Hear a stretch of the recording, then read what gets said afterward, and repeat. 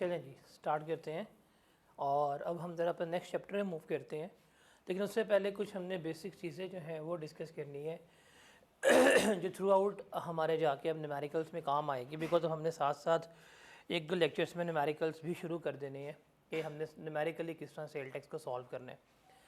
अब जब हम सेल्स टैक्स की बात करेंगे ना, तो हम 3 टर्म्स इस्तेमाल करेंगे, टैक्स क्लेम करना, टैक्स का रिफ़ंड होना और टैक्स का वेस्ट होना।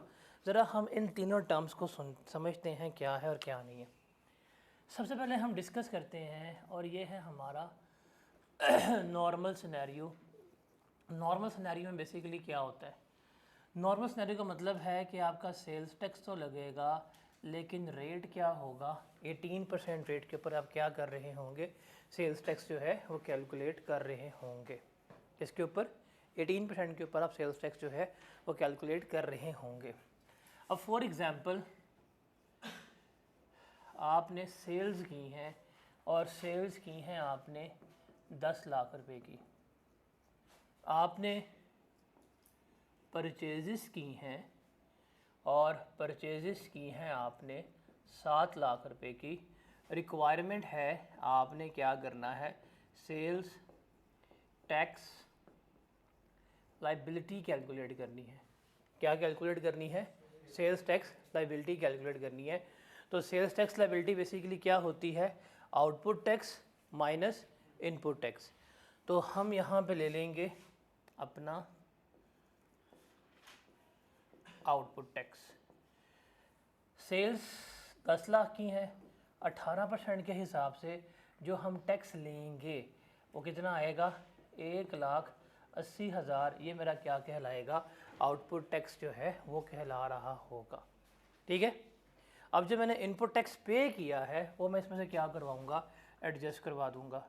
तो ये आ जाएगा जी हमारे पास, that is input tax. 7 lakh का 18% कितना होगा बताएं ज़रा? 1 लाख। इस 180 में से 126 लेस करवाएं, कितना बनता है? 54,000। ये हमारा क्या आ जाएगा? सेल्स टैक्स पेएबल आ रहा होगा। तो नॉर्मल सिनेरियो की तो बात ये है कि जहाँ पे आपने ख़रीदा भी 18% के ऊपर था और बेचा भी क्या था? 18% के ऊपर था। अब हम ज़रा बात करते हैं नंबर 2 के ऊपर। अगर हमारी गुड्स जो हैं वो क्या हों? Zero rated. क्या हो? ज़ीरो रेटेड गुड्स जो है उसको हम कंसिडर कर रहे हों। Now what is the meaning of zero rated?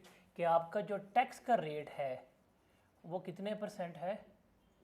0% है। वो कितने परसेंट है टैक्स का रेट? 0% रेट है जिसके ऊपर हम टैक्स चार्ज करेंगे। तो इसमें हम देखते हैं इसमें हम पार्ट ए देखते हैं। If sale is at 0%। क्या आपने जो चीज़ें बेची हैं वो किसके ऊपर हैं? 0% के ऊपर हैं। यही एग्जाम्पल रखता हूँ मैं, इस एग्जाम्पल का डाटा मैं चेंज नहीं करता। तो सेल्स हैं जी हमारे पास 10 लाख की,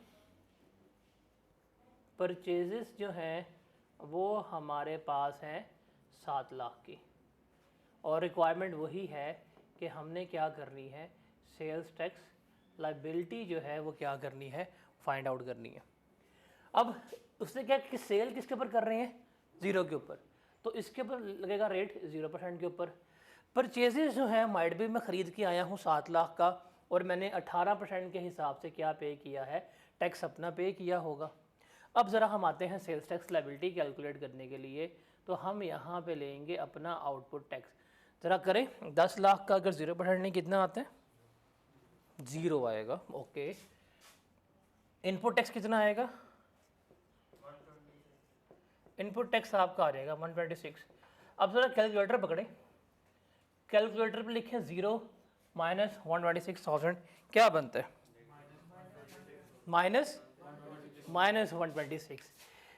अब अकाउंटिंग में पढ़ा होगा आपने, टैक्स में भी पढ़ा होगा कि जब हम माइनस पे आ जाए तो ये क्या होगा? टैक्स आपका रिफंडेबल है, कि ये क्या करे कि गवर्नमेंट आपको वापस कर देगी। ये क्या होगा? रिफंडेबल जो है वो ट्रीट हो रहा होगा। अच्छा, इसमें सिनेरियो नंबर 2 करते हैं, बी।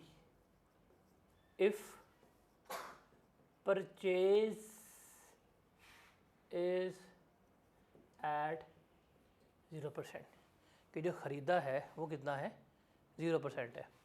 तो डाटा सेम ही है हमारे पास। हमने सेल्स की है, सेल्स थी हमारे पास कितने की, 10 लाख की। हमने परचेज़ की है, वो कितने की थी, 7 लाख की थी। कितने की थी, 7 लाख की थी। अब ये 18% के ऊपर है, ये किसके ऊपर है, 0% के ऊपर है। रिक्वायरमेंट कितनी है, that is sales tax liability. तो हम यहाँ पे लेंगे डैट इज़ आउटपुट टैक्स। ये तो आ जाएगा हमारा कितना, 1,80,000। और यहाँ पे हम लेंगे इनपुट टैक्स, वो कितना आएगा, तो 1,80 में से 0 लेस किया क्या आता है आंसर, 1,80। इसका मतलब हमारा सेल्स टैक्स लाइबिलिटी जो है वो कितनी बनेगी, 1,80,000 जो है वो बन रही होगी। Got it. थर्ड इसमें जो हमारे पास है वो है एग्जेम्प्ट। क्या, एग्जेम्प्ट। एग्जेम्प्ट का मतलब है टैक्स चार्ज ही नहीं करना, टैक्स चार्ज करना ही नहीं है। इस पर भी हम दो स्टेरियो बनाते हैं, if sale is exempt. Same data है, सेल्स थी हमारे पास 10 लाख की, लेकिन इसके ऊपर कोई टैक्स नहीं लगेगा, डैट इज़ नॉट एप्लीकेबल। और परचेज जो है वो हमने की है कितने की, 7 लाख की। ये नॉर्मल गुड्स थी 18% की। हमने कैलकुलेट करनी है that is sales tax liability. तो यहाँ पे हम लेंगे आउटपुट टैक्स। यार खुद वो कह रहा है कि टैक्स तो इसके ऊपर है ही नहीं। जब कोई टैक्स है ही नहीं, किससे मल्टीप्लाई करेंगे। और भाई 0 से ये है, क्या हो गया, ये तो 0 ये है ना। जब एक चीज़ है ही नहीं टैक्स लेंगे नहीं। इसका मतलब टैक्स आउटपुट कुछ भी नहीं आएगा। वहाँ पे टैक्स आया है, वो कितना था, 0 रुपीज़ था। यहाँ पे कुछ भी नहीं आएगा। इनपुट टैक्स कितना था हमारा, इनपुट टैक्स था, किससे एडजस्ट करेंगे, क्योंकि एडजस्ट तो होना है आउटपुट टैक्स में से। यहाँ पे आउटपुट टैक्स 1,80 था, एडजस्ट हो गया। यहाँ आउटपुट टैक्स 0 था, तो कैलकुलेटर पे 0 माइनस हमने कर लिया। यहाँ पे क्या है, यहाँ पे कुछ है, कुछ है ही नहीं। तो इसका मतलब जब आउटपुट टैक्स है ही नहीं, तो इसका इनपुट टैक्स तो कहीं भी एडजस्ट नहीं हो सकता। तो गया, लाइबिलिटी गई। नहीं, रिफंड तो 0 से होता है। रिफंड के लिए क्या चाहिए आपका, 0। कैलकुलेटर पे कुछ जब है ही नहीं तो किसे लेस करवाओगे बताओ। क्या सिंपल सी बात है। ये जो है ना, ये 2 वे है। मतलब ये केक का वीडियो रिकॉर्ड हो रही है, बट एग्जाम्पल चेंज कर देता, थोड़ी एग्जाम्पल ना हाँ करनी पड़ेगी। अब देखिए यहाँ पे आउटपुट टैक्स था, इनपुट टैक्स भी था, तो 2 वे एफर्ट्स चल रही है ना। तो आपने एफर्ट्स की, आपको बदले में रिस्पॉन्ड मिला, क्या हुआ, आपका जो है वो रिफ़ंड जो है वो आ गया। यहाँ पे आपका आउटपुट टैक्स ही क्या है, 0 है। तो 0 में से लेस करवा रहे हैं तो क्या होगा, वापस मिल जाएगा। यहाँ पे तो भाई एग्जिस्ट ही नहीं कर रहा ना। जब आप एक चीज़ के ऊपर एफर्ट करते जा रहे हैं, अगला बंदा इंटरेस्ट नहीं ले रहा, अल्टीमेटली क्या होगा, सिंपल सी बात है ना, कुछ भी नहीं होगा। वो जो कुछ भी नहीं होगा उसको देखेंगे ना हम, उसको देखेंगे हम क्या होगा। आप अन्य क्योंकि input tax is just your efforts ना। आप बुकेज लेके आ रहे हैं, चॉकलेट्स लेके जा रहे हैं, लोड करा रहे हैं, OPTP के कोड्स लेके आ रहे हैं, सब कुछ कर रहे हैं आप लोग। अगला कहता सॉरी भाई, तो क्या हुआ, जितनी भी एफर्ट्स की हैं वो सारी क्या हो गई हैं, वेस्ट हो गई हैं। तो फ़ायदा हुआ, क्योंकि अगले बंदे का आउटपुट है ही कोई नहीं था। जब आपका आउटपुट टैक्स ही नहीं है तो इनपुट टैक्स कहाँ एडजस्ट करवाओगे। अल्टीमेटली गाने सुन रहे हो चन्ना मेरे यहाँ बैठ के, जस्ट फ्रेंड्स यहाँ पे होगा, यहाँ पे कुछ भी नहीं होगा। अब समझ लगी? अब इसमें देखते हैं, इसको डबल समझ लगी होगी, है? इससे सारी कहानी रिलेट हुई होगी, बचपन में किस्से याद आ गए होंगे इसको। बी पे आते हैं, if purchase is exempt, if purchase is exempt, तो सेल्स जो है वो तो है आपकी कितने के ऊपर, 10 लाख के ऊपर। परचेज जो है वो आपने की है 7 लाख के ऊपर। इसके ऊपर टैक्स ले रहे हैं 18%। इसके ऊपर टैक्स पे किया आपने? कुछ भी पे नहीं किया। तो इसका मतलब आपका आउटपुट टैक्स जो है वो तो आ गया 1,80,000। आपका इनपुट टैक्स कोई है? कुछ भी नहीं है। तो इसका मतलब 1 का 1,80 ही क्या हो जाएगा, सारा आपका पे हो रहा होगा। ठीक है? तो ये 3 बातें हैं, 3 टर्म्स जो है वो हमने देखनी है। जो ना ये सिनेरियो नॉर्मल वाला, इसमें ये जो हमने आउटपुट टैक्स में से इनपुट टैक्स को लेस करवाया है, इसके लिए मैंने पूरे अब सेल्स टैक्स में एक ही वर्ड यूज़ करना है कि हमने क्या कर लिया, टैक्स जो है क्लेम कर लिया या एडजस्ट कर लिया। आउटपुट टैक्स में से अगर आप इनपुट टैक्स लेस करवा रहे हैं, इसका मतलब क्या है, टैक्स आपने एडजस्ट कर लिया या टैक्स आपने क्या कर लिया है, क्लेम जो है वो कर लिया है। अब पूरे टैक्स में जहाँ पे भी मैं वर्ड इस्तेमाल करूँ जो इनपुट टैक्स एडजस्ट कर लो, इनपुट टैक्स क्लेम कर लो, तो अब आपके माइंड में ये ऑटोमेटिकली आ जाना चाहिए व्हाट डज़ इट मीन कि आउटपुट टैक्स में से इनपुट टैक्स हम क्या करवा रहे हैं, लेस करवा रहे हैं, रिमेनिंग अमाउंट क्या कर रहे हैं, हम गवर्नमेंट को पे कर रहे हैं। Got it? फिर ये जो है ना, ये है रिफ़ंड। ये क्या है? रिफ़ंड। रिफ़ंड का मतलब क्या है कि गवर्नमेंट आपको कैश की फॉर्म में पैसे वापस कर देगी। ये 1/26 जो है गवर्नमेंट आपको क्या करेगी, कैशबैक कर देगी, रीइंबर्स कर देगी। रिफ़ंड का जहाँ पे भी सेल्स टैक्स में वर्ड इस्तेमाल हो, आपने एक चीज़ याद रखनी है कि आपकी सेल्स क्या है, ज़ीरो रेटेड है। क्या है? अगर आपकी सेल्स ज़ीरो रेटेड नहीं है, कभी भी रिफ़ंड नहीं होगा। या जहाँ पे भी रिफ़ंड हो रहा है, इसका मतलब आपका आउटपुट टैक्स कितना आया है, 0 रुपीज़ आया है। अब पूरे सेल्स टैक्स में कहीं पे भी रिफ़ंड का वर्ड यूज़ होगा, उस पे आपने हमेशा याद रखना है कि रिफ़ंड्स कब होंगे, जब हमारी सेल्स क्या हो, ज़ीरो रेटेड हो। क्या हो? Zero rated. ये आपको फिर बता रहा हूँ, रिफ़ंड कब होगा, जब सेल्स क्या हो, ज़ीरो रेटेड। फॉर एग्जांपल, आपका अगर आउटपुट टैक्स हो 100, इसको देखिएगा ज़रा, आपका आउटपुट टैक्स हो 100, इनपुट टैक्स हो 120, तो 100 से 120 क्या करेंगे, लेस करवाएंगे। एक्स्ट्रा बेस पे किया हुआ है, तो क्या रिफ़ंड होगा? ये नहीं, रिफ़ंड नहीं होगा, वो कैरी फॉरवर्ड हो जाएगा, उसके अलग रूल्स हैं। रिफ़ंड हमेशा कब होगा, जब आपकी सेल्स क्या होंगी, ज़ीरो। तो रिफ़ंड के लिए आपके आउटपुट टैक्स का क्या होना लाजमी है, ज़ीरो। रिफ़ंड के लिए आउटपुट टैक्स का क्या होना लाजमी है, ज़ीरो होना लाजमी है। ये चीज़ आपने याद रखनी है, भूलना नहीं है। ठीक है? और थर्ड, अब मुझे बताएं, इस केस में ज़रा देखिएगा, ये 1/26 पे किया था। जब आप 7 लाख का सामान लेके आए थे, 1/26 पे किया था। इस 1/80 से एडजस्ट हो गया, बेनिफिट हुआ। मतलब मैंने आज 1/26 पे किया, कल को मैंने 1/80 रिसीव किया, इस 1/80 में से 1/26 मेरा एडजस्ट हो गया, मुझे फ़ायदा हुआ कि नहीं हुआ? नुकसान तो नहीं हुआ, कुछ जेब से तो नहीं गया मेरे? नहीं।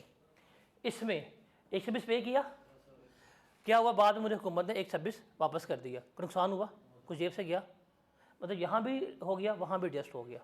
इसमें है ज़रा, अगर आपका इनपुट टैक्स है, आपका सेल टैक्स एग्जेम्प्ट है, सेल्स पर टैक्स ही नहीं था, सामान खरीद के लेके आए हैं, टैक्स पे किया, क्या इस टैक्स को कहीं एडजस्ट करवा पाएँ आप? कहीं पे एडजस्ट हुआ है? नहीं हुआ ना।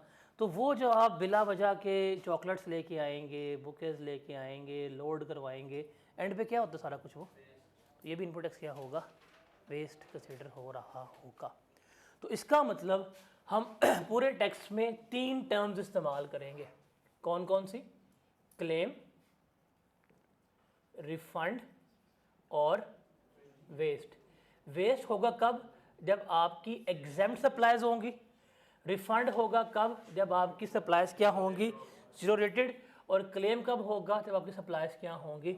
नॉर्मल होंगी। ये 3 बातें आपने याद रखनी है। अब आप इनको नोट डाउन कर लें, फिर हम आगे चलते हैं। हम सेल्स टैक्स को प्रैक्टिकली डिस्कस करते हैं कि how we are going to take further things. शाबाश।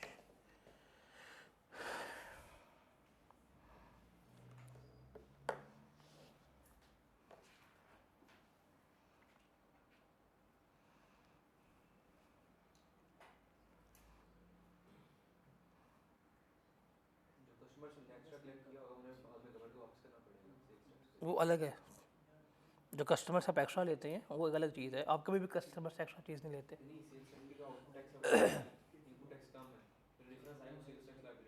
तो वो तो गवर्नमेंट को पे करनी है आपने। कस्टमर को वापस नहीं, गवर्नमेंट को पे करनी है ये।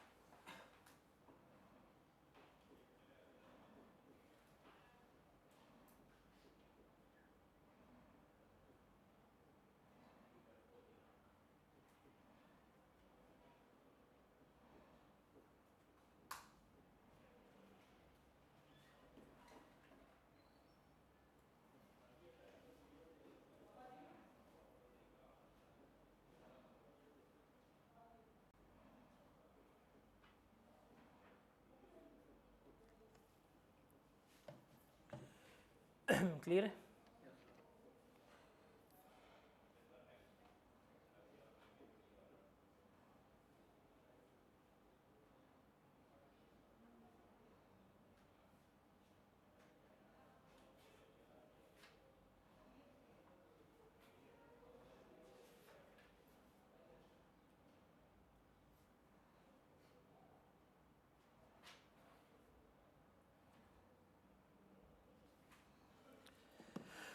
अब हम आगे चलते हैं और आगे हम डिस्कस करते हैं अब कि हमें कैसे चलेगा पता कि कौन सी चीज़ एग्जाम्प्ट है, कौन सा टैक्सेबल है, किस तरह फैसला करेंगे।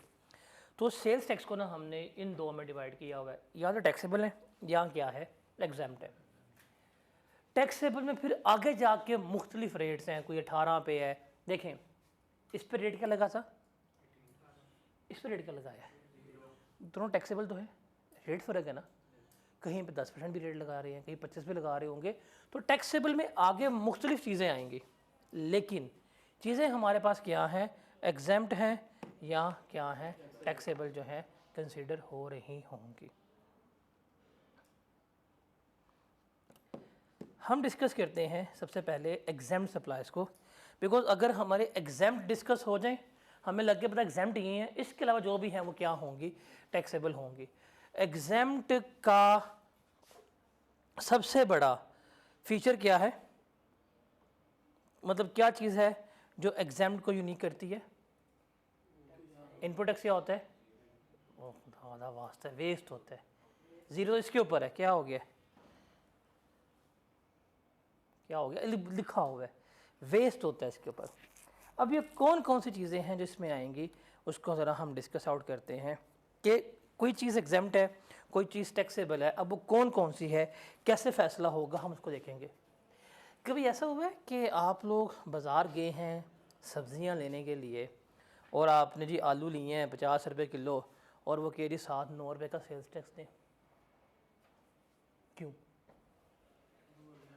क्योंकि वो क्या है, एग्जाम्प्ट है। वही आलू आप जाके ले लें in the form of frozen fries किसी भी ब्रांड के, उसके ऊपर सेल्स टैक्स होगा, उसके ऊपर क्या होगा, सेल्स टैक्स जो है वो होगा, लाजमी होगा। आपने जब जाके ये चिकन वगैरह परचेज़ करते हैं बाहर से, अगर 500 रुपये किलो गोश्त है आप 500 ही दे के आते हैं, कभी उसने आपसे उसके ऊपर 90 रुपये टैक्स लिया, लेकिन आप जाके लेके आए फ्रोज़न मीट KNN का ले लें, सेब्रोसो का ले लें, उसके ऊपर GST लगा होता है। अभी जाके बड़ी आएगी बकरा ख़रीदेंगे, वो कभी भी नहीं कहेगा जी लख का बकरा तो बाकी एक सेल टैक्स कटो, होगा नहीं। इसका मतलब कुछ चीज़ें जो हैं वो हमारी क्या है, एग्जाम्प्ट है, कुछ चीज़ें जो हैं वो हमारी क्या है, टैक्सेबल हैं। तो पहले हम डिस्कस करते हैं एग्जाम्प्ट में कौन कौन से गुड्स आएंगी, वो हमने याद रखना है। अगर मोटा मोटा बताऊं तो जो है ना आपकी एसेंशियल फूड आइटम्स, गंदम वगैरह ये एग्जाम्प्ट होती हैं, हेल्थ केयर की चीज़ जो है वो एग्जाम्प्ट है, जो टेक की चीज़ें हैं, एग्रीकल्चर की वो चीज़ें हमारी क्या होती हैं, एग्जाम्प्ट होती हैं। पेपर में मोस्टली वो हमें बता देता है कि ये चीज़ एग्जाम्प्ट है। अब ये एग्जाम्प्ट गुड्स का हमें किस तरह चलेगा पता, हमारा सेल्स टैक्स में ना 5th स्केड्यूल है, सॉरी 6th स्केड्यूल है, उस 6th स्केड्यूल में उसने क्या दिया हुआ है, हमें लिस्ट दी हुई है, जो भी चीज़ इस 6th स्केड्यूल में मेंशन हो जाए वो एग्जाम्प्ट होती है, उसके ऊपर हम टैक्स जो है वो चार्ज नहीं कर रहे होते, उसके ऊपर हम टैक्स चार्ज नहीं कर रहे होते। अब इसमें क्या क्या आता है उसको हम देखते हैं।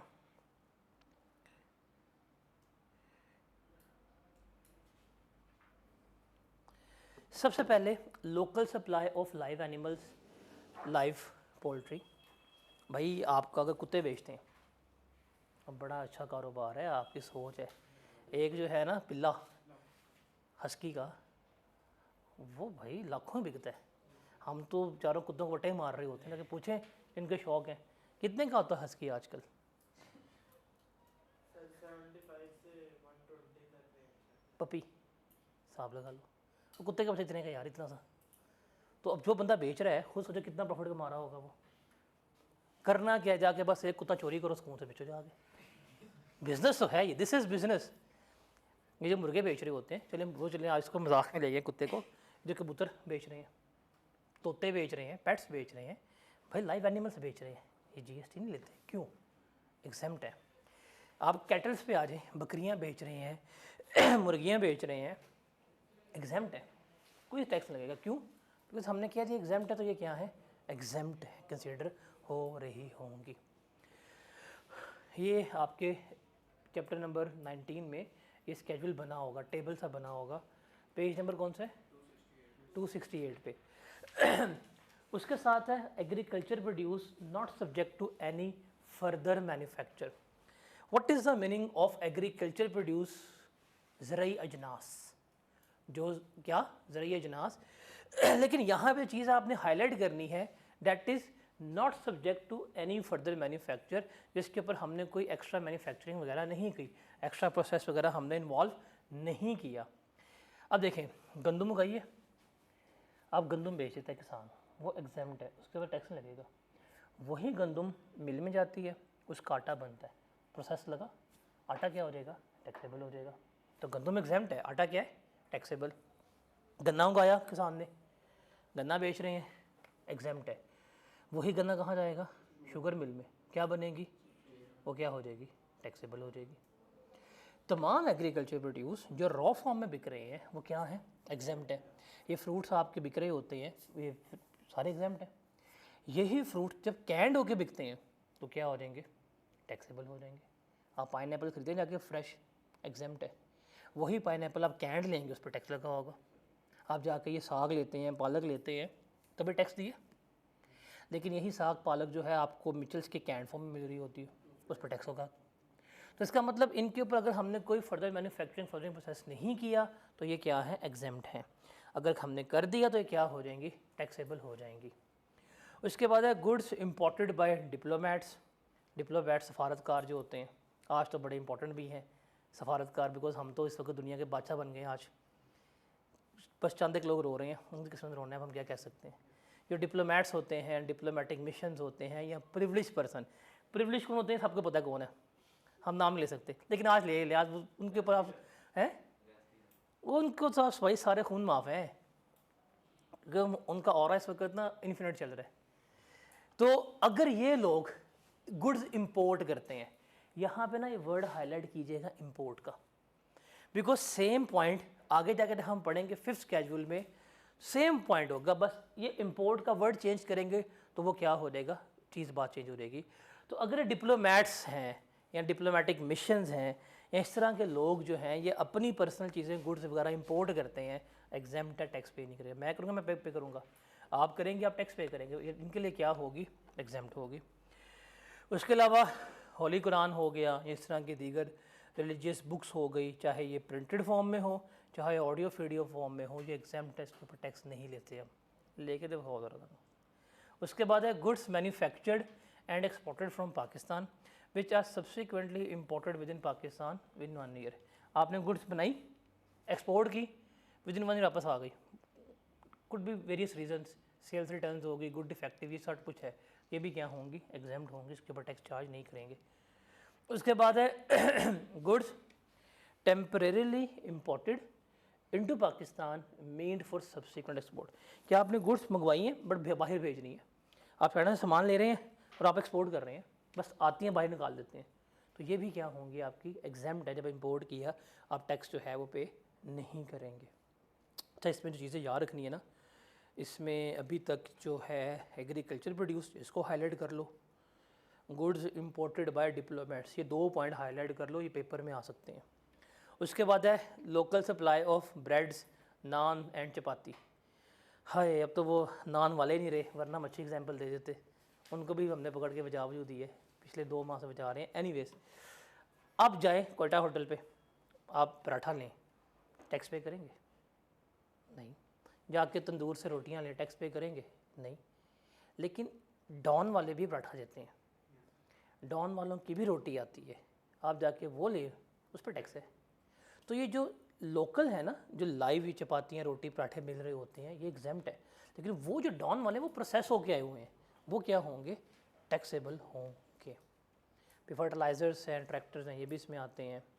फिर machinery, equipment and material imported for use in e-PG, इसको हाईलाइट करें और लिखना सुपर इंपॉर्टेंट। कि एक्सपोर्ट प्रोसेसिंग जोन्स, पाकिस्तान ने ना कुछ जोन्स बनाए हुए हैं, जैसे गवादर है तरक्की करने के लिए कि भाई यहाँ से एक्सपोर्ट कराओ। अगर इस एक्सपोर्ट प्रोसेसिंग जोन के लिए कोई आपने मशीन, कोई इक्विपमेंट, कोई मटेरियल इंपोर्ट किया है तो वो एग्जेम्प्ट है, उसके ऊपर सेल्स टैक्स चार्ज नहीं होगा। मेरी फैक्ट्री है ग्वादर में फॉर एग्जांपल, और मैं वहाँ फैक्ट्री के लिए कोई रॉ मटेरियल मंगवा रहा हूँ, कोई मशीन लेके आया हूँ बाहर से, तो वो एग्जेम्प्ट है, वो टैक्सेबल नहीं होगी। फैक्ट्री कहाँ पे है? ग्वादर में। क्यों? बिकॉज वो क्या है, मेरा एक्सपोर्ट प्रोसेसिंग जोन जो है वो बन रहा है। उसके बाद है supply of fix assets otherwise then stock in trade. इसको भी हाईलाइट कीजिएगा, ये पेपर में अभी तक आया नहीं है बट आ सकता है। देखिए स्टॉक इन ट्रेड का मतलब क्या होता है? What is the meaning of stock in trade? Stock in trade का मतलब क्या होता है कि जिसमें आप कारोबार कर रहे हैं, जिसमें आप क्या कर रहे हैं, कारोबार कर रहे हैं, आप चीज़ें बेच रहे हैं। देखिए डॉलर्स वालों के लिए एसी क्या है? स्टॉक इन ट्रेड है। सैमसंग वालों के लिए टीवी क्या है? ये स्टॉक इन ट्रेड है। एप्पल वालों के लिए आईफोन क्या है? ये स्टॉक इन ट्रेड है। टोयोटा वालों के लिए गाड़ी क्या है? स्टॉक इन ट्रेड है, क्योंकि ये बनाते हैं, ये बेचते हैं। अगर आपके लिए ये चीज़ें स्टॉक इन ट्रेड है जिसमें आप अपना बिजनेस कर रहे हैं, आप उनको सेल्स कर रहे हैं, वो चीज़ खरीदते हैं या बनाते हैं, बेचते हैं, खरीदते हैं, बनाते हैं, बेचते हैं, तो बनाएंगे तो बेचेंगे, आउटपुट टैक्स लेंगे, खरीदी तो क्या किया होगा, इनपुट टैक्स पे किया होगा, तो आप ये एडजस्ट करवा लेंगे। ये है स्टॉक इन ट्रेड। यहाँ पे बात कर रहा है supply of fix assets other than stock in trade, कि वो एसेट्स जो हमारा स्टॉक का पार्ट ही नहीं है। अब देखें डॉलर्स वालों के लिए या हायर वालों के लिए ये एसी जो है स्टॉक इन ट्रेड है, वो उनमें कारोबार कर रहे हैं, ऐसा ही है, वो बेच के प्रॉफिट कमा रहे हैं। एसबीआई अगर ये एसी बेचता है, क्या एसबीआई के लिए ये एसी स्टॉक इन ट्रेड है? सैमसंग वालों के लिए ये टीवी क्या है? एसबीआई ये टीवी बेचता है, क्या स्टॉक इन ट्रेड है? दुकानदार के लिए ये मोबाइल क्या है? मैं बेचता हूँ कि मेरे लिए स्टॉक इन ट्रेड है? नहीं।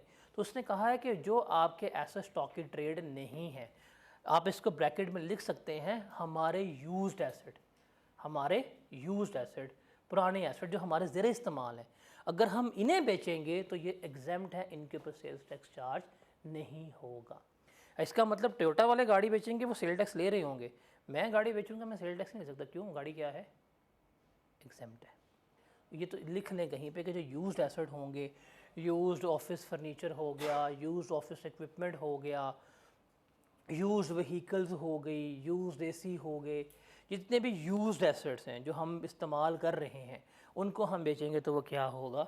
एग्जेम्प्ट होगा। ये वाला पॉइंट बहुत इंपॉर्टेंट है, ये वाला पॉइंट बहुत इंपॉर्टेंट है, ये याद रखना है। ये कहाँ पे आएगा? वो न्यूमेरिकल में एडजस्टमेंट दे देगा आपको कि जी आपने ये अपना सेकंड हैंड फर्नीचर बेच दिया 10 लाख रुपए का, तो आपके माइंड से पॉइंट स्किप हुआ होगा, आप उस पर क्या करेंगे? सेल टैक्स चार्ज कर देंगे, हालांकि ये क्या है? एग्जेम्प्ट है। तो ये चीज़ याद रखनी है आपने। उसके बाद है जो एक्सपोर्ट फैसिलिटेशन स्कीम के तहत अगर आपने कोई रजिस्टर्ड एक्सपोर्टर से कोई सामान एक्सपोर्ट किया है, इंपोर्ट किया, तो वो भी एग्जेम्प्ट होगा, ये फ़र्क है। उसके बाद स्पेसिफाइड गुड्स हैं कुछ, जैसे लैपटॉप्स हैं, कंप्यूटर्स हैं, नोटबुक्स हैं, जो लोकली असेंबल्ड हो रही हैं, लोकल असेंबल्ड गाड़ियाँ, ईवीज़ वगैरह जो बैटरीज आ रही हैं, ये भी एग्जेम्प्ट है, इसके ऊपर भी सेल्स टैक्स चार्ज नहीं होता। हाँ, जब आप देखिए ये फिक्स एसेट है, इसी टीवी फिक्स एसेट है, तो जिससे परचेज किया वो तो दुकानदार था ना, तो मैं टैक्स पे करके आई हूँ। तो भाई ये मेरे लिए है, क्योंकि मैंने बेचने कल को, मैंने जिससे लिया उसके लिए क्या था? ये स्टॉक इन ट्रेड था, वो एडजस्ट कर चुका हुआ है, उसका फिक्स एसेट नहीं था, उसके लिए इन्वेंट्री थी। एसेट किसका बनाइए? तो मुझे कहा गया कि भाई मैं अगर टैक्स पे करके आया हूँ तो मैं एडजस्ट नहीं करवा सकता, क्योंकि मेरे लिए क्या है? ये फिक्स एसेट कंसिडर हो रहा होगा। ओके, क्लियर है ये? तो सर एग्जेम्प्ट की दुनिया यही है, इसके अलावा एग्जेम्प्ट में कुछ भी नहीं है। एग्जेम्प्ट कौन से गुड्स हैं? ये जो हमने 6 कैजुअल में पढ़ ली है, वो क्या है? एग्जेम्प्ट है। जैसे कुरान मजीद उसने क्या कहा है? एग्जेम्प्ट है। अब आप बुक्स बेच रहे हैं, जैसे बुक्स है, ये बुक पे दुकानदार ने आपसे कोई भी सेल टैक्स नहीं लिया, लेकिन ये बुक्स का पेपर हम खरीद के लाए थे, पेपर टैक्सेबल है, पेपर पर टैक्स पे किया, तो इनपुट टैक्स मेरा पे हुआ पेपर पे, सेम इस तरह से। लेकिन जब मैं बुक्स बेच रहा हूँ तो आउटपुट टैक्स नहीं ले रहा। क्यों? बुक्स मेरी क्या है? एग्जेम्प्ट है। बुक्स मेरी क्या है? एग्जेम्प्ट जो है वो ट्रीट हो रही है। Got it? अब ये एग्जेम्प्ट की दुनिया ख़त्म है यहाँ पे। अब इसके बाद जो बात है वो किसके बारे में है, टैक्सेबल की। और जब हम टैक्सेबल की दुनिया में एंटर होते हैं तो नॉर्मल भी गुड्स हैं हमारे पास, गुड्स जो है 0% वाली भी हैं हमारे पास। गुड्स आएंगे कुछ थर्ड स्केड्यूल की जिनको हम कहते हैं रिटेल आइटम्स, कुछ आएंगी 8 स्केड्यूल की, कुछ आएंगी 9 स्केड्यूल की, कुछ डिस्कस करेंगे हम कैपेसिटी टैक्स। हमारे लिए रेलेवेंट क्या है, सिर्फ ये 3, 1 2 3, ये 2 न्यूमेरिकली और ये थ्योरेटिकली। ये दीज स्केड्यूल्स या other schedules minimum tax, these are not part of our syllabus. हमारे लिए नॉर्मल गुड्स और क्या जीरो रेटेड, ये हमने देखना है। बिकॉज नॉर्मल गुड्स में इनपुट टैक्स क्या होता है, क्लेम होता है, और अगर गुड्स हमारे रेटेड है फिर हमारा क्या होता है, रिफंड होता है। तो अब हम इनके ऊपर जाएंगे, इनको डिस्कस करेंगे क्या है और किस तरह से है। तो सबसे पहले हम डिस्कस करते हैं इसमें zero rated supplies. Zero rating का सबसे बड़ा फीचर क्या होता है, रिफंड। क्या, रिफंड। कि अगर आपके सप्लाईज जो हैं अगर वो ज़ीरो रेटेड हैं तो आपको टैक्स क्या मिलेगा, रिफंड मिल रहा होगा। This is the biggest feature of zero rated goods. ठीक है, अब सवाल ये है कि कौन सी गुड्स जो हैं वो ज़ीरो रेटेड होती हैं, कौन सी गुड्स जो हैं वो ज़ीरो रेटेड होती हैं, इनको हमने डिस्कस करना है। तो एक असूल है, all exports are zero rated. असूल क्या है, all exports are zero rated. All exports are zero rated. Export का मतलब क्या होता है,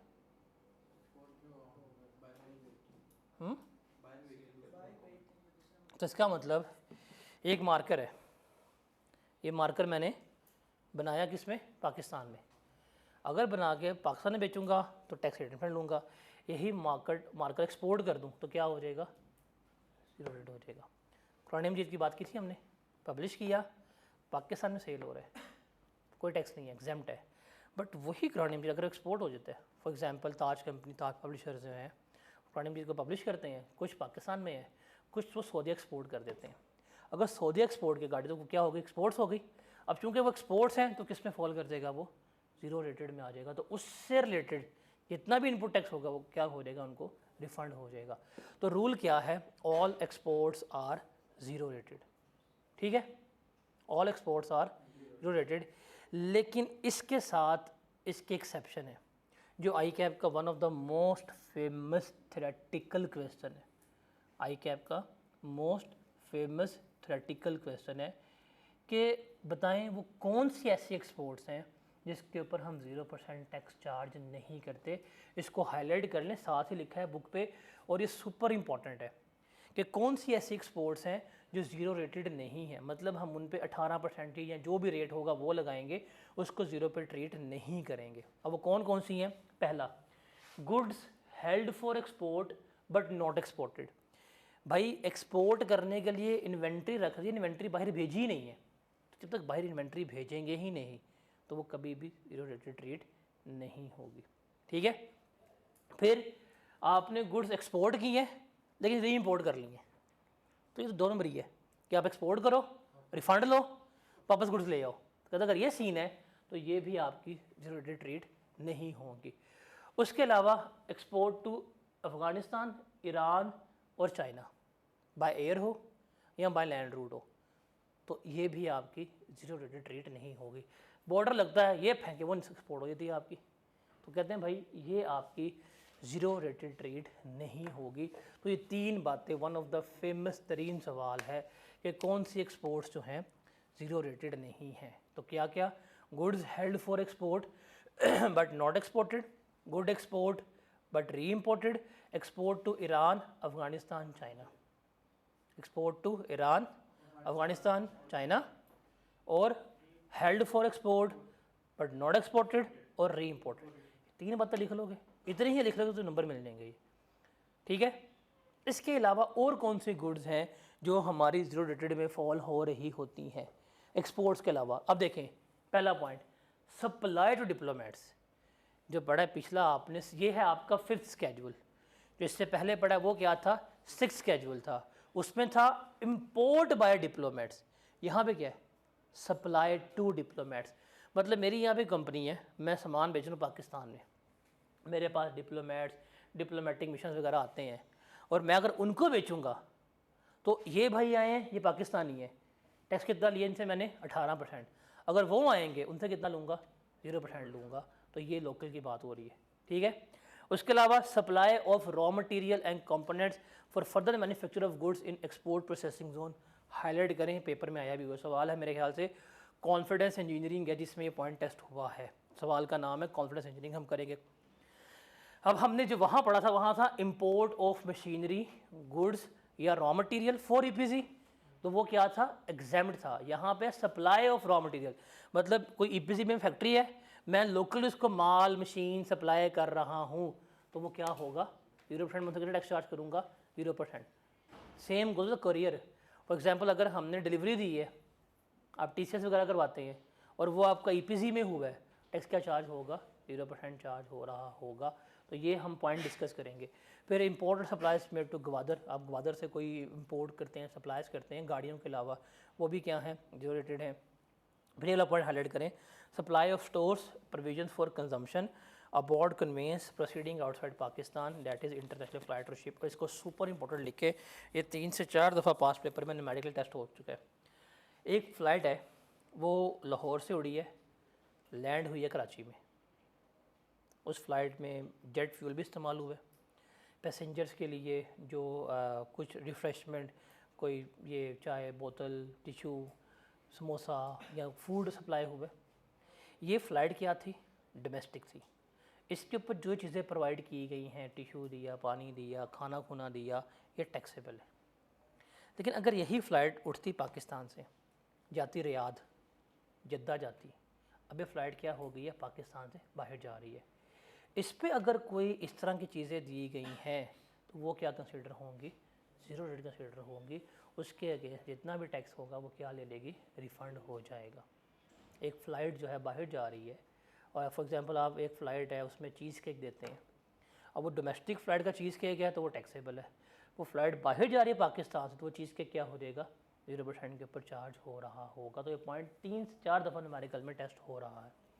फिर ये आपकी जितनी भी 0 रेट गुड्स हैं, इनके लिए जो आप पैकिंग मटेरियल इस्तेमाल कर रहे हैं वो भी क्या कंसिडर होगा 0 रेट कंसिडर हो रहा होगा।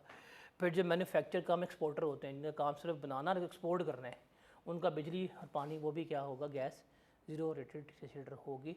या कुछ स्पेसिफाइड आइटम जैसे बाईसाइकिल है, पेन्स हैं, दूध वगैरह जो है, सूखा दूध, पाउडर मिल्क, ये क्या कंसिडर होता है 0 रेटेड कंसिडर हो रहा होता है। ठीक है, इसको एक दफ़ा पढ़ लें फिर हम आगे चलते हैं।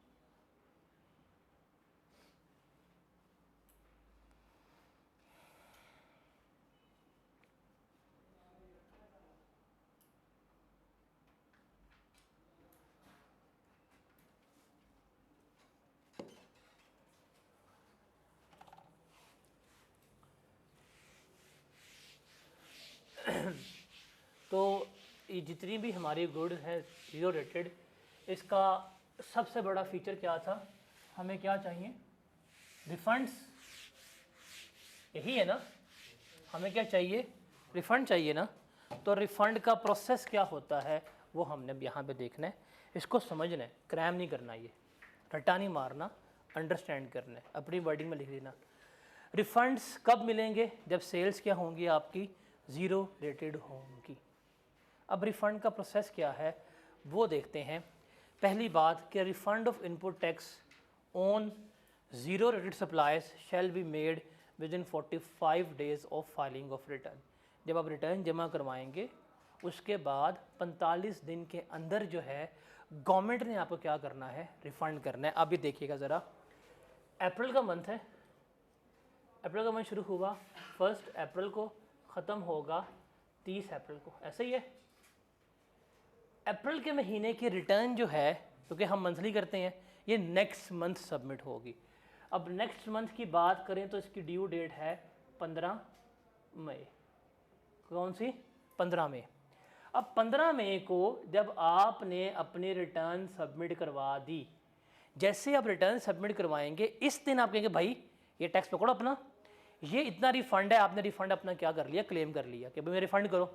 जब आपने यहाँ पर रिफ़ंड क्लेम किया तो इसके बाद गवर्नमेंट ने आपको विद इन 45 डेज़ क्या करना होता है, रिफ़ंड करना होता है। कितने दिनों में करना होता है? विद इन 45 डेज़ उसने आपको रिफ़ंड करना होता है। अब जैसे ही आपने रिफ़ंड की एप्लीकेशन दे दी तो क्या हो जाएगा, आपका रिफ़ंड का प्रोसेस एक्टिवेट हो जाएगा। अब कैसे? वो देखेंगे कि आपने अगर गवर्नमेंट का कोई भी टैक्स पे करना है किसी भी कानून के तहत, कोई टैक्स, कोई सरचार्ज, कोई फ़ी, कोई पेनल्टी, कुछ भी पे करना है आपने, तो वो पहले क्या करेंगे, उस रिफ़ंड से पैसे काटेंगे। आपको हमेशा क्या अमाउंट पे की जाएगी, नेट अमाउंट पे की जाएगी। कितनी? नेट अमाउंट जो है पे की जाएगी। बेशक वो इनकम टैक्स है, एफईडी है, व्हाटएवर जो भी है, वो आपके वो पैसे एडजस्ट करके आपको हमेशा कितनी अमाउंट पे करेंगे, नेट अमाउंट जो है वो पे कर रहे होंगे। ठीक है। और अगर आप रिफ़ंड क्लेम करने आए, आपने रिफ़ंड क्लेम किया और आपके ऊपर कोई केस भी नहीं है, कोई प्रोसीडिंग्स भी नहीं है, सब कुछ जेन्युइन था, और अगर वो 45 डेज़ में आपको रिफ़ंड नहीं कर पाए, डिले हो गया बाय द एफबीआर, फिर जितना डिले होगा आफ्टर डैट वो आपको एडिशनल अमाउंट पे करेंगे। अगर आपने 10 का रिफ़ंड लिया था और उन्होंने 45 डेज़ में रिफ़ंड नहीं किया, आपके खिलाफ कोई केस भी नहीं था, कोई इंक्वायरी भी नहीं था, कुछ भी नहीं चल रहा था, अब वो क्या करेंगे, आपको एडिशनल अमाउंट पे करेंगे। वो किसके ऊपर होगी? काइबोर रेट पे। काइबोर क्या होता है? कराची इंटरबैंक ऑफर रेट, कि अगर एक बैंक ने दूसरे बैंक से लोन लेना हो तो वो जिस इंटरेस्ट रेट पे लोन लेते हैं उसी इंटरेस्ट पे क्या किया जाएगा, आपको एक्स्ट्रा अमाउंट पे की जाएगी। और जो एक्स्ट्रा अमाउंट पे होगी वो आपकी इनकम फ्रॉम अदर सोर्स का पार्ट बनेगी। ठीक है। लेकिन आपने रिफ़ंड क्लेम किया, ठीक है, आप रिफ़ंड की एप्लीकेशन दे के आए, उनको शक पड़ेगा यार नहीं कुछ तो गड़बड़ है दया, उनको डाउट हो गया कि भाई इसका इनपुट टैक्स करेक्ट रिफ़ंड जो है वो क्या है, गलत है, या कोई भी शक हुआ, तो वो क्या करेंगे, आपका रिफ़ंड का प्रोसेस स्टॉप करेंगे, आपको नोटिस भेज देंगे, आपके ख़िलाफ़ जो है वो प्रोसीडिंग्स शुरू कर देंगे। क्या शुरू कर देंगे? प्रोसीडिंग्स जो हैं वो शुरू कर देंगे। क्या शुरू कर देंगे? प्रोसीडिंग्स जो हैं वो शुरू कर देंगे कि भाई हमें डाउट है, ये डॉक्यूमेंट लेके आओ, हम आपकी इंक्वायरी कर रहे हैं, नोटिस भेजेंगे। अब जो प्रोसीडिंग शुरू करेंगे ये बाउंड हैं कि इन्होंने 60 दिन के अंदर अंदर फैसला करना है। अब जाहिर सी बात है, जब उन्होंने प्रोसीडिंग शुरू कर दी तो अब आपका रिफ़ंड का प्रोसेस रुका हुआ है, अब वो 45 डेज़ सारे रुक गए हुए हैं, अब आपका केस चल रहा है। तो जब केस शुरू हुआ तो कितने टाइम में रिफ़ंड करना है? 45 और 60 डेज़ में उन्होंने आपका फ़ैसला जो है वो क्या करना है, करना है। अगर 60 दिनों में वो नहीं हो पाता तो क्या ख़त्म? नहीं, बोर्ड एक्सटेंशन दे देगा अप टू 120 डेज़। 120 डेज़ की नहीं, अप टू 120 डेज़। देखें पहले कितना था? 60 दिन। 60 दिन फैसला नहीं हुआ तो उसने क्या किया, उसने कहा यार 120 दिन में फैसला कर लो, तो अप टू 120 डेज़ मतलब 60 से कहाँ पे ले गए? 120 पे। तो टेक्निकली कितने डेज एक्सटेंड हुए हैं? 60। कितने? 60। अब आपके मंथ्स क्यों नहीं लिखते भाई? कोई महीना 31 का भी होता है, कोई 30 का होता है, कोई 28 का भी होता है, इसलिए वो मंथ्स नहीं लिखते, क्या लिखते हैं? डेज लिखते हैं। तो मंथ बाय मंथ नहीं, क्या चलेंगे? Days by days. और अगर 120 दिन में एक्सटेंशन हो रही है तो इसकी रीज़न देनी पड़ेगी कि क्यों फ़ैसला नहीं हो पाया 60 दिनों में। जो रीज़न देगा वो असिस्टेंट कमिश्नर या उससे ऊपर के रैंक का बंदा देगा, ये लोकल इंस्पेक्टर नहीं, कमिश्नर या उससे ऊपर के रैंक का बंदा देगा। और अगर इस 120 दिन में फ़ैसला नहीं होता तो एक्सटेंशन मिलेगी अप टू 9 मंथ्स। कितने? 9 मंथ्स। अब ये 120 तो हो गए 4 महीने, मज़ीद मतलब अप्रॉक्सीमेटली 5 माह वो एक्सटेंड कर देंगे। और अगर 9 मंथ्स की एक्सटेंशन है तो इसकी रीज़न कौन देगा? एफबीआर देगा। और अगर इन 9 मंथ्स में भी फ़ैसला ना हुआ फिर केस ख़त्म हो जाता है आपका। तो ये चीज़ आपने याद रखनी है। हाँ, अगर आपका इस रिफ़ंड का फ़ैसला आ गया तो फैसला आने के बाद जो भी फैसला आएगा 45 डेज में आफ्टर दैट डिसीजन आपको रिफंड करना पड़ेगा। सर अगर फैसला नहीं होता तो ये 45 डेज के बाद से जो ट्राइब्यूनल पड़ेगा। हाँ, यहाँ 120 डेज के बाद। 120 डेज के बाद अगर 9 महीने फैसला नहीं हुआ, केस डिसमिस होगा, तो उस दिन से 45 डेज काउंट हो गए। देखिए केस चल रहा है, फैसला आएगा या तो हक में या खिलाफ, या फैसला आया भी नहीं था, अभी तो फैसला है ना। अगर फैसले का ना आना ही फैसला कि भाई हमें शक था आपका रिफंड गलत है, नहीं साबित कर पाए, 9 महीने में ख़त्म होगा केस, तो फिर उसके बाद 45 डेज काउंट होंगे। ठीक है, अगर इसको रिकॉल करें क्या है कि भाई रिफंड का प्रोसेस क्या है, रिमेंबर ये अगर आपने इसको याद रखना है, क्रैम नहीं करना, इस रिफ़ंड के प्रोसेस को क्रैम नहीं करना। बड़ी सिंपल 4 बातें याद रखनी है कि सेल्स टैक्स का रिफ़ंड आपने कैसे लेना है कि रिफ़ंड मिलेगा आपको इनपुट टैक्स का within 45 days of filing of return. Return जमा कराएं, 45 डेज़ में रिफ़ंड हो जाएगा। अगर आपके वाजिबुल ज़िम्मे कोई भी टैक्स है, गवर्नमेंट को कोई फ़ी पेनल्टी कुछ भी है, वो एडजस्ट करेगी, रिमेनिंग अमाउंट क्या करेगी, आपको पे करेगी। और अगर 45 डेज़ में वो रिफ़ंड नहीं कर पाते और आपका केस भी नहीं पेंडिंग, तो आफ्टर 45 डेज़ जो करेगी तो एडिशनल अमाउंट पे करेगी। वो एडिशनल अमाउंट किसके ऊपर होगी, काइबोर के ऊपर होगी, और वो जो एडिशनल अमाउंट है वो आपकी इनकम फ्रॉम अदर सोर्स का पार्ट बनेगी। आप रिफ़ंड क्लेम करने जाते हैं लेकिन उनको डाउट है कि यार आपने गलत रिफ़ंड ले रहे हैं, कोई शक है, तो क्या करेंगे, आपके अगेंस्ट प्रोसीडिंग शुरू कर देंगे। फैसला करना है विदिन 60 डेज़। अगर विदिन 60 डेज़ फैसला नहीं हो पाता तो एक्सटेंड किया जाएगा up to 120 days. Up to का वर्ड लाजमी है, और इसकी रीजनिंग कौन देगा, असिस्टेंट कमिश्नर या उससे ऊपर रैंक का बंदा देगा।